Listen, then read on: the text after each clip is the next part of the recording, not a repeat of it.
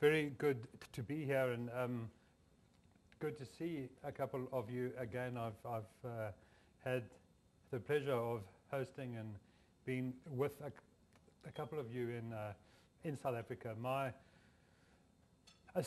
association, if you like, with CCF started when the program started, but actually I've known Dave Barron for over 20 years now, and when he started taking CODOs out to Africa, I was at that time running the Wilderness Leadership School, and so my job then was to assist and to help. I've probably taken, I don't know how many, but a good number of your congressmen and senators out on trails in the Kruger, in the Umfolozi and St. Lucia. I'm pleased to inform you though that we have a rule in the Wilderness School that what happens on a trail will stay on a trail. So I'm not going to tell you some of the wonderful stories that I've heard around the campfire, and truly some of them are memorable. But to say that gave me the inspiration in '94 to start our own program of taking opinion leaders out into the wilderness areas of Africa. And I think we're the only country in the world that can say that 50% of our House of Parliament have gone on a wilderness trail half. I've taken over 220 members of Parliament and legislators out on 5-day wilderness trails in some of our wildest areas in South Africa. We have incredible environmental legislation. Many of our leaders coming out of exile, coming off Robben Island in the early 90s, had never been in a game reserve or a wild area. So I cannot emphasize how important it was to expose them to our game reserves, and why conservation is so important for Africa. And we now have some really strong environmental protection. Our problem, of course, is the funds to run that, to prioritize and to implement law enforcement. But I've got to tell you, as a South African, I'm immensely proud with how we have gone about organizing the World Cup. I commiserate with the USA, although I have to tell you that I have to support Ghana. My team also bowed out very early on in the proceedings, but it really is extraordinary to see how the continent of Africa have come together around this event. How many of you know that at any one time when you watch a World Cup match on TV, there are 900 million people watching that game at the same time? It is the world's largest event by many times over. It's 10 times larger than the Olympics. It's huge. And so what this event is doing for Africa, and particularly for South Africa, is just, it's good. I mean, I had to see 12,000 kilometers of high optic cable be laid around our country 4 years before we hosted the World Cup, to prove we had the technology to transmit it to the TV audience. Now that of course means that whenever you want to email me from now onwards, we're going to have incredibly good bandwidth in South Africa as a result of that. But on a serious note, the infrastructure is good for Africa and good for our country and for its development, because really the future of Africa, I believe, lies in that wonderful mixture between hospitality and the service industry, which Africans, we are so good at doing that, and our are natural resource based. So this word nature-based tourism or ecotourism is really what we do well.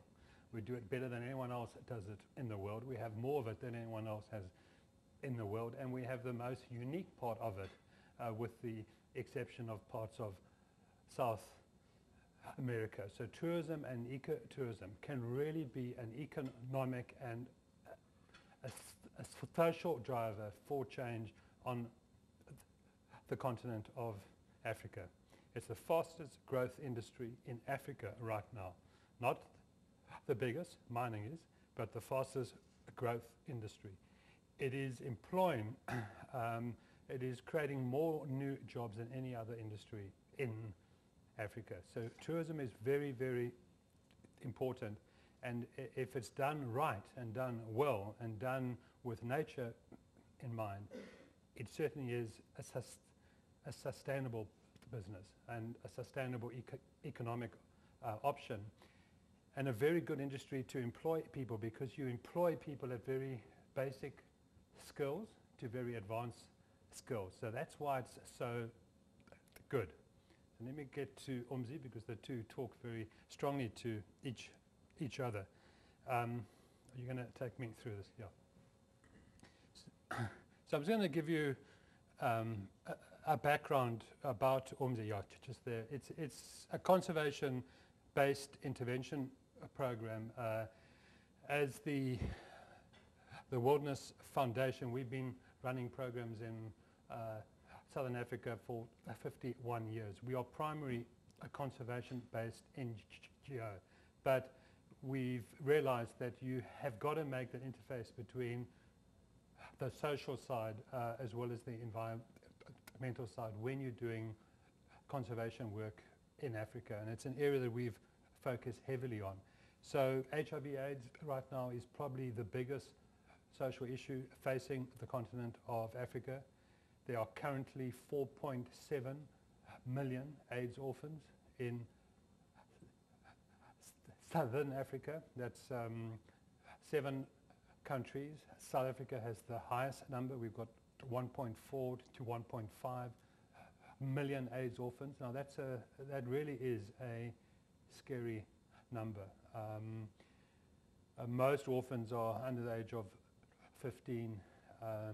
The typical head of a household now is 15 in terms of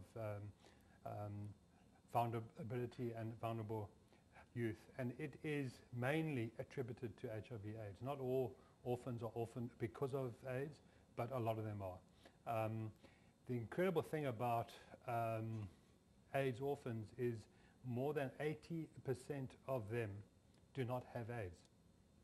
Very few people realize that, but you will find that all AIDS orphans, with very few exceptions, have lost brothers and sisters. Most of them obviously have lost one or both of their parents.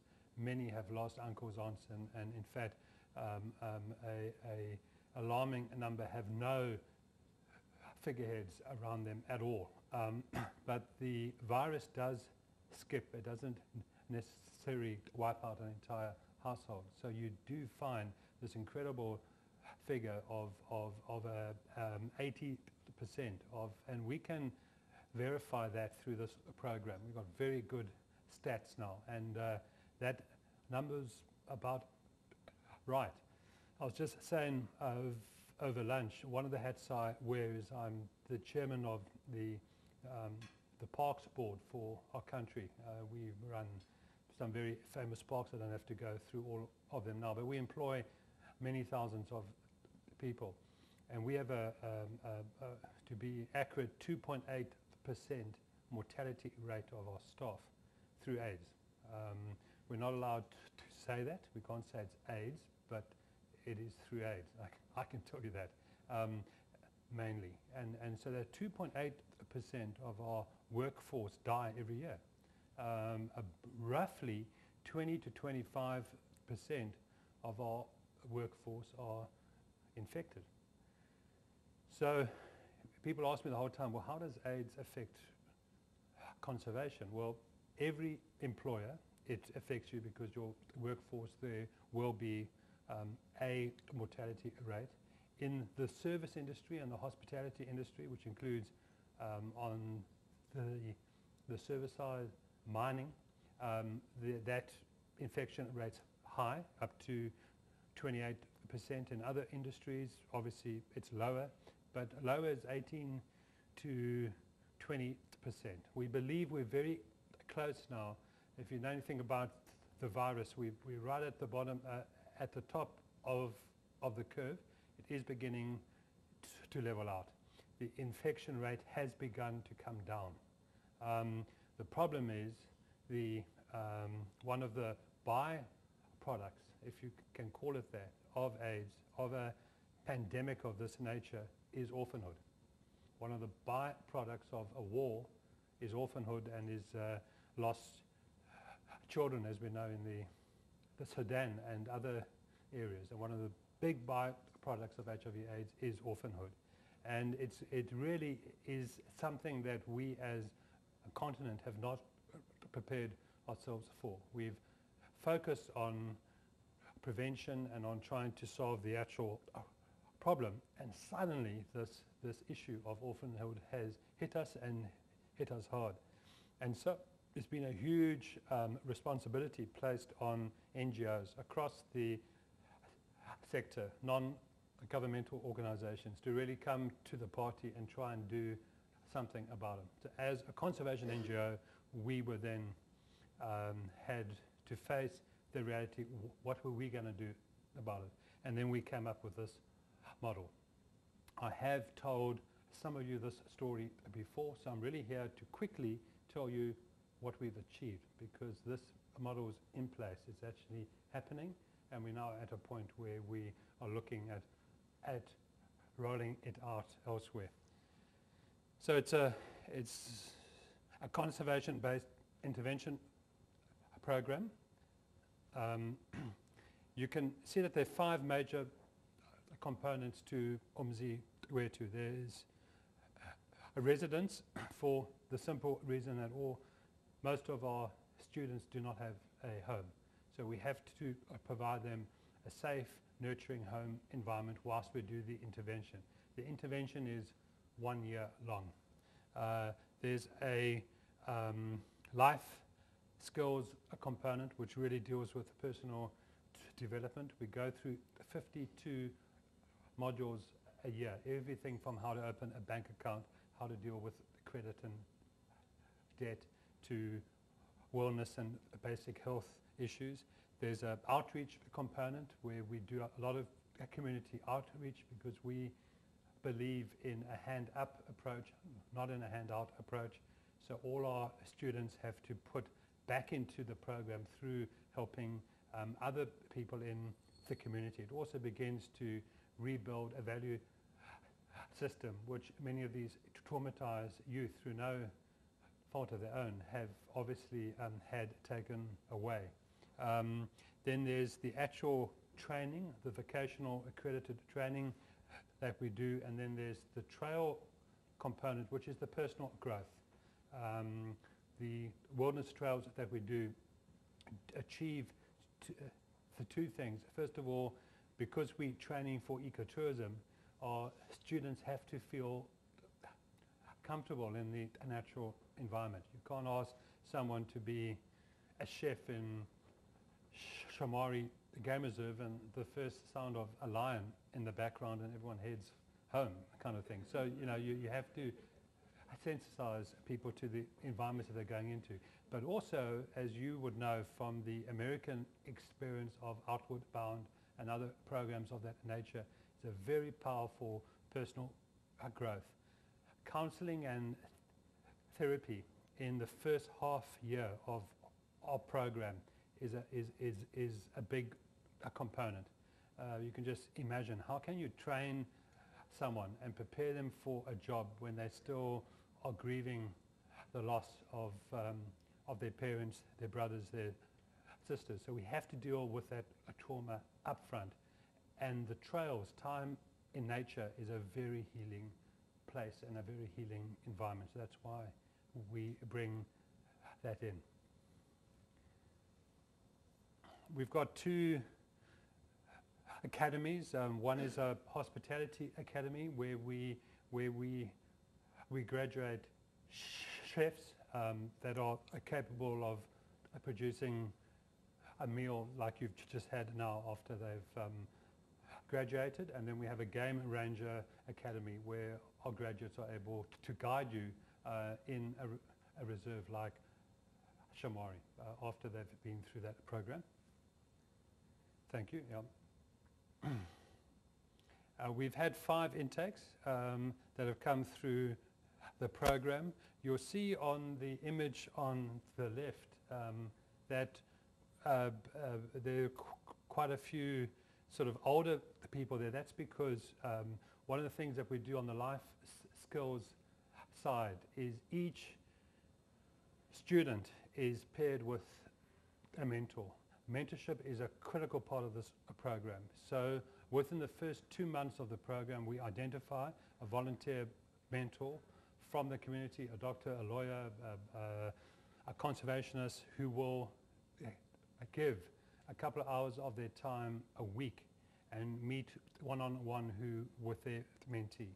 And that is for the entire year. You can, I think, imagine what we're doing.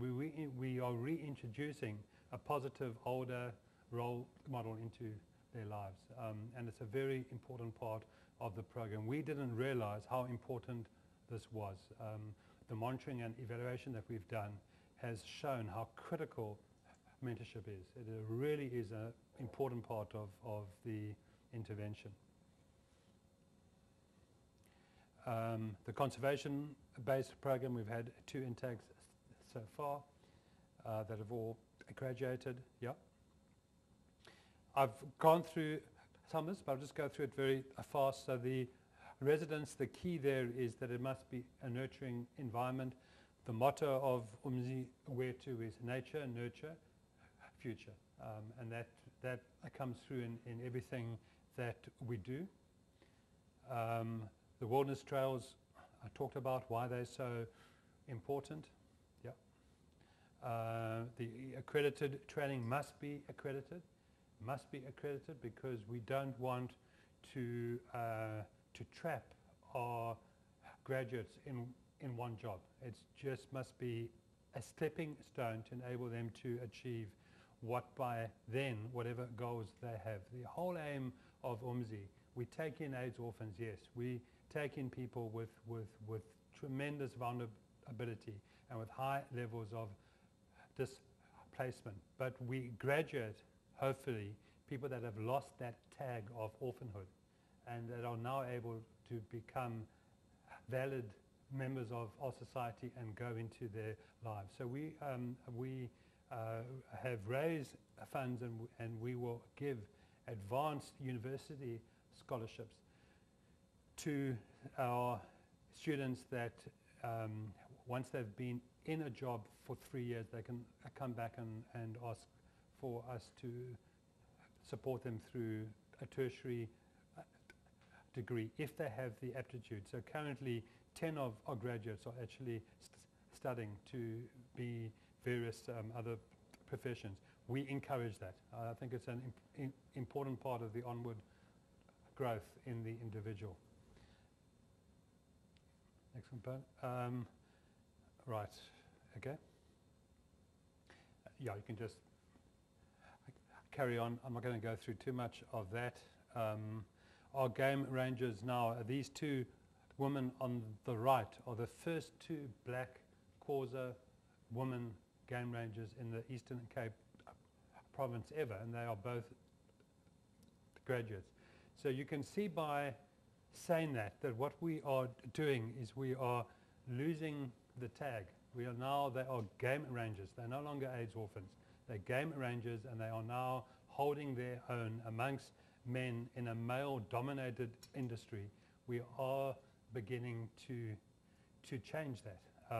And so Umzi is also a change agent. And in conservation, we need to always look at the whole picture. I often give talks about gone are the days, and I was a game ranger 23 years ago. Gone are the days when, as a ranger, you manage your park, you put an electric fence around it, and you keep everyone out, keep the animals in, have a nice little house right in the middle, and have a good time. It's not quite like that, but gone are those days. Now you actually have to do as much work outside of the park as you do inside the park.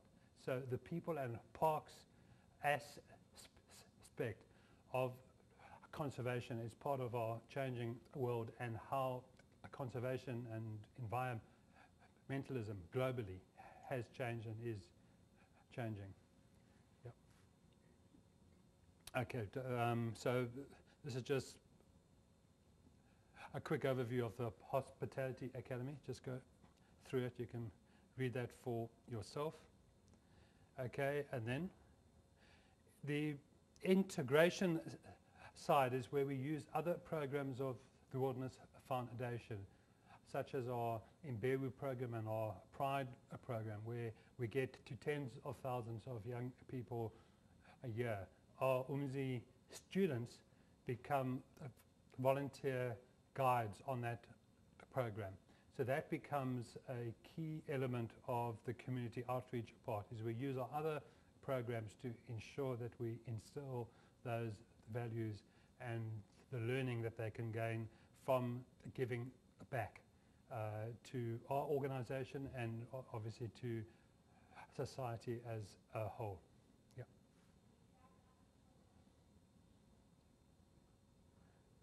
Okay.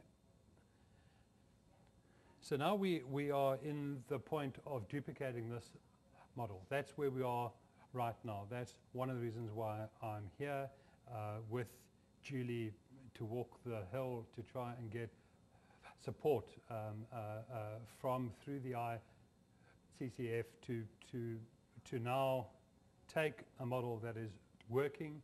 The good news about Umzi so far, and I'm always very nervous when I say this because you almost you commit yourself, but the point is that 90% of our graduates have a job, and that's an extraordinary stat.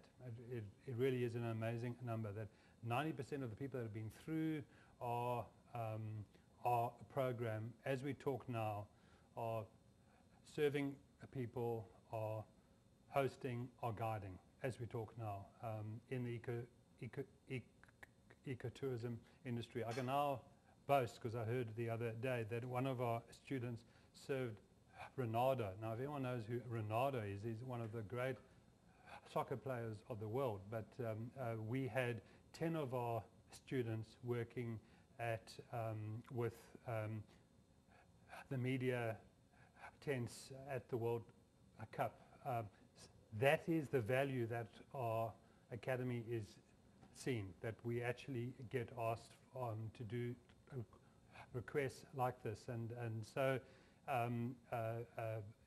that number of 90% is critical, because that's income back into that child-headed household.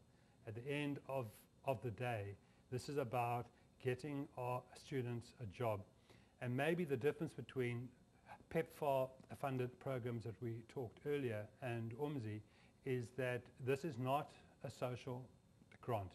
It's a once-off, one-year intervention, and thereafter income comes back sustainably into that household, because that person has been taught how to fish, not just handed a fish, if you get my view. And that's the key part of a social innovation or social development. It's got to be hand up. It can't be hand out, else it's not sustainable. And Omzi is proven that we can take highly vulnerable, highly displaced young people, and in 1 year, through all the components I've talked about, through a integration of all of that happening at the same time, we can actually turn what is seen as a problem for society into a highly positive product at the end of the day.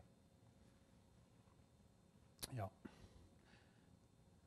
And so 95% job placement, but as I said, as of now, there are about 90% that are currently in jobs. One graduate from each intake have been awarded a scholarship to go on to do other things. 10% of all our graduates are now in middle management positions, and then there's a very low, less than 5% dropout rate. And again, it's because of mentorship, it's because of counseling, it's because of peer mentorship as well as adult mentorship, it's because of the life skills components and the wilderness trails. I believe that this program has worked the way that it has. Everyone trains, but we train for an outcome, and that outcome is to ultimately get that young person ready and in a job. And that is the model we want to duplicate. I think as the hospitality industry has been booming throughout Africa, this program is highly replicable in Mozambique, Angola, Uganda, Namibia. Wherever there's ecotourism happening, I believe we could run this program.